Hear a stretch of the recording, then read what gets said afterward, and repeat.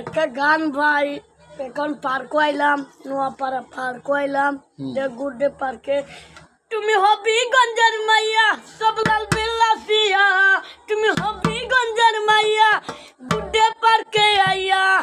কি হাসি দিয়া তোরা নীলাই কারিয়া কি হাসি দিয়া তোরা নীলাই কারিয়া তুমি হবিগঞ্জের মাইয়া সবলাল বিলাসিয়া তুমি হবিগঞ্জের মাইয়া সবলাল বিলাসিয়া